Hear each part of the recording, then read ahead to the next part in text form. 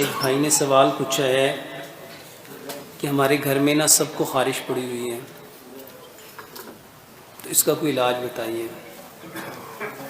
میرے محترم بھائی اور بہنوں، سب سے پہلے ہمیں یہ جاننا چاہیے خارش کیوں پڑتی ہے۔ خارش کے ہونے کی سب سے بڑی سبب، بڑی وجہ، اور آپ نے اکثر دیکھا ہوگا سردیوں میں خارش زیادہ ہوتی ہے گرمیوں کی نسبت۔ خارش کی سب سے بڑی وجہ گندگی ہے، صفائی کا نہ ہونا۔ اور سردیوں میں کیونکہ ہم عموماً گرم کپڑے پہن کے رکھتے ہیں اور نہانے سے تھوڑا اوائڈ کرتے ہیں، کتراتے ہیں، تو اس وجہ سے، اور جب ہم نہاتے ہیں تو ہماری کوشش ہوتی ہے ہم گرم پانی سے نہائیں، اور گرم پانی خود سکن کو ڈرائی کرتا ہے۔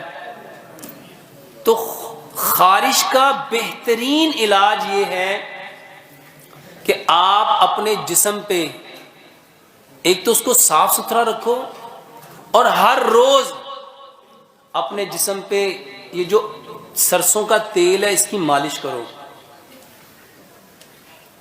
سرسوں کے تیل کی مالش کرو۔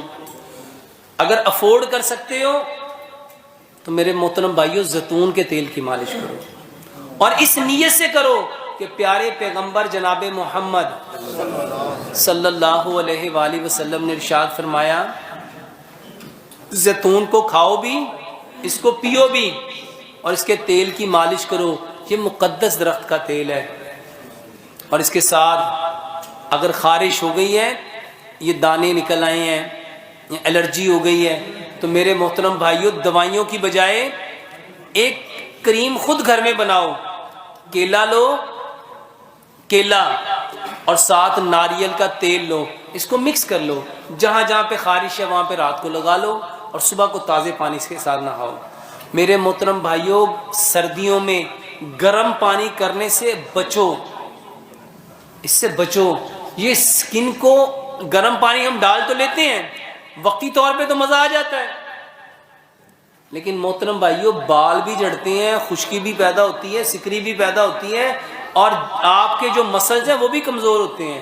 اگر نہانے کو بہت من چاہتا ہے تو جو باڈی کا ٹیمپریچر ہے نا، اتنا سا پانی گرم کرو، جس کو کہتے ہیں نیم گرم، نیم گرم، اور جب نہا لیا تو میرے محترم بھائی اس کے بعد ٹھنڈے پانی کے ساتھ نہا لو۔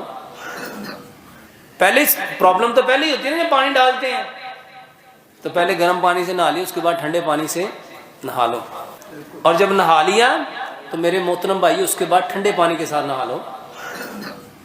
پہلے پرابلم تو پہلے ہی ہوتی ہے نا، جب پانی ڈالتے ہیں تو پہلے گرم پانی سے نہا لیا، اس کے بعد ٹھنڈے پانی سے نہا لو۔